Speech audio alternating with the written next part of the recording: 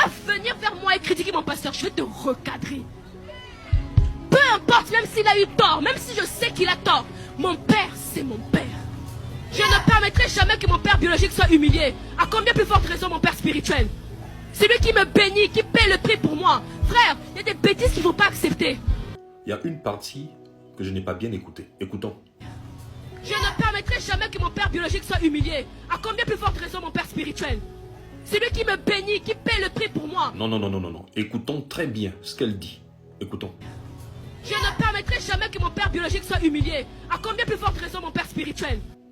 Bien, maintenant réécoutons le début de la petite vidéo. Tu ne peux pas venir vers moi et critiquer mon pasteur. Je vais te recadrer.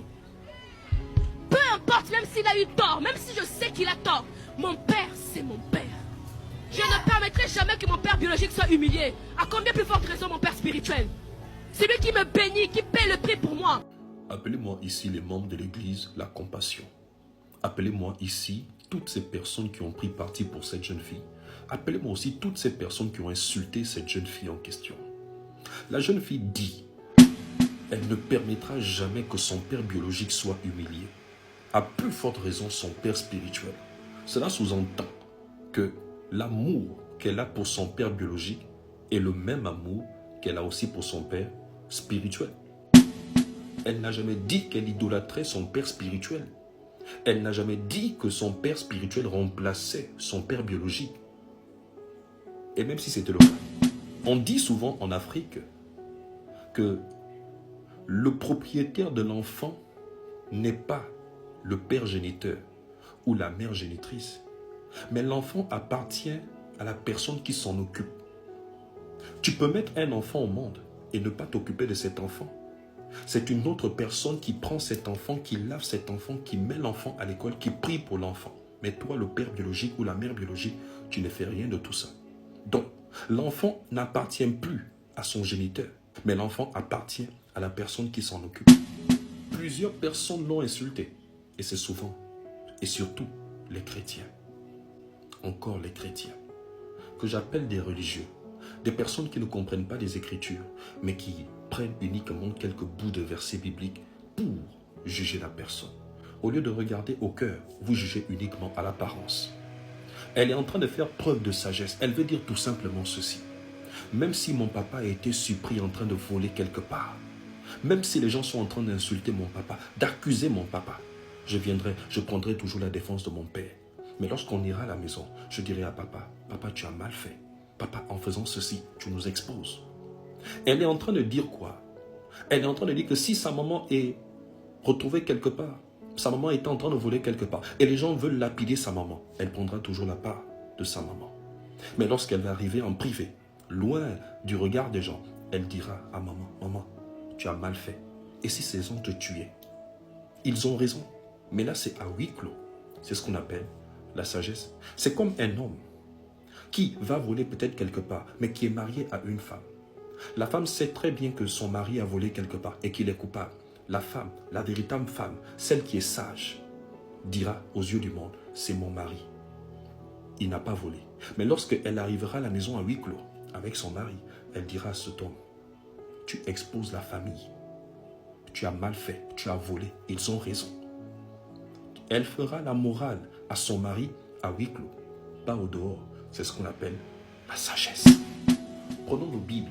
Dans le livre de 1 Timothée chapitre 5, le verset 1, il est écrit « Ne reprimande pas rudement le vieillard, mais exhorte-le comme un père.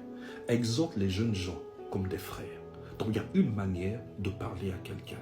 Même lorsque tu sais que la personne a fauté, même si c'est ton parent, il y a une manière de prendre parti pour la personne.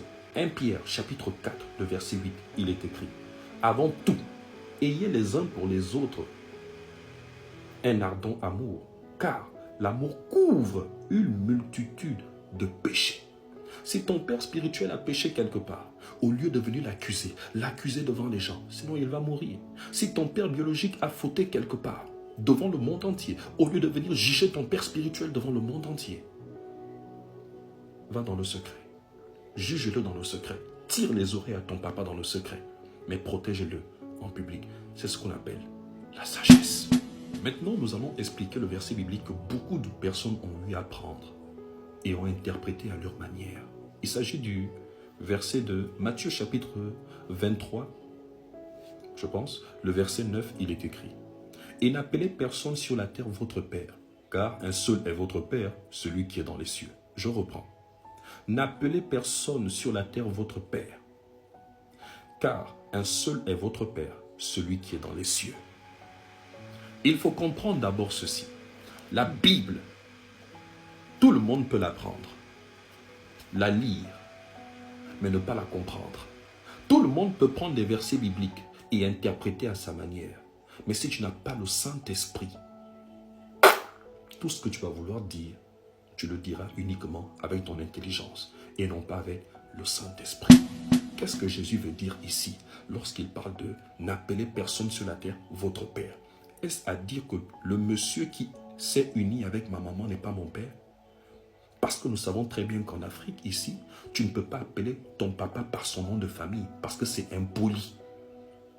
Les enfants qui appellent leur père par leur nom de famille sont souvent mal vus, sont souvent vus comme des enfants qui sont mal éduqués. Est-ce à dire que Jésus est en train de me dire aussi que je ne peux pas appeler le monsieur qui m'a mis au monde là, papa ou bien père? Non. Vous ne comprenez pas les versets bibliques. Vous ne comprenez pas ce que le papa veut dire ici, ce que Jésus veut dire. Je vous explique. Dans ce verset en question, Jésus n'interdit pas à monsieur Stephen d'appeler son papa biologique père. Non. Jésus est en train de s'adresser aux scribes, aux pharisiens, qui aiment les titres, qui sont bourrés d'orgueil, qui sont bourrés de méchanceté, qui veulent toujours prendre les premières places, qui veulent toujours dominer sur les autres. Jésus est en train de dire aux scribes et aux pharisiens que vous êtes des personnes méchantes, vous êtes des personnes orgueilleuses. Vous ne suivez pas Dieu et vous fermez la porte aux enfants de Dieu qui veulent vraiment suivre Dieu. Vous êtes orgueilleux, vous êtes méchants, vous aimez les titres. Vous aimez être appelé père, vous aimez être appelé rabbi, vous aimez être appelé maître.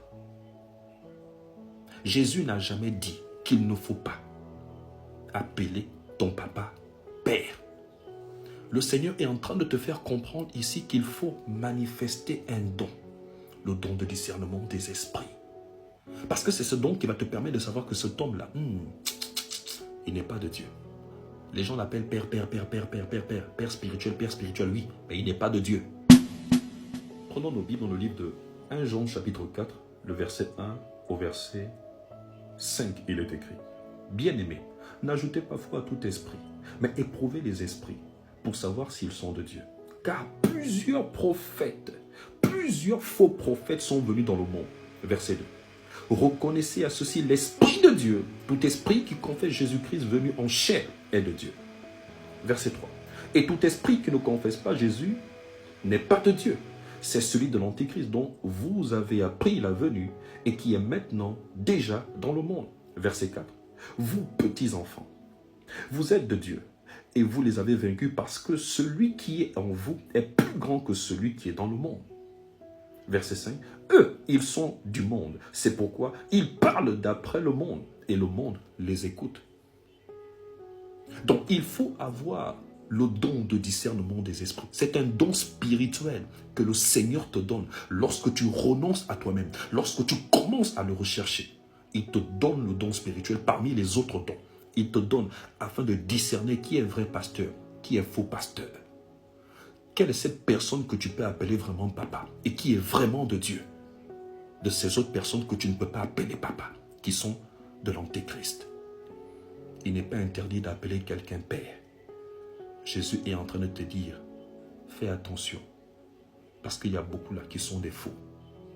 Utilise le don de discernement que je t'ai donné.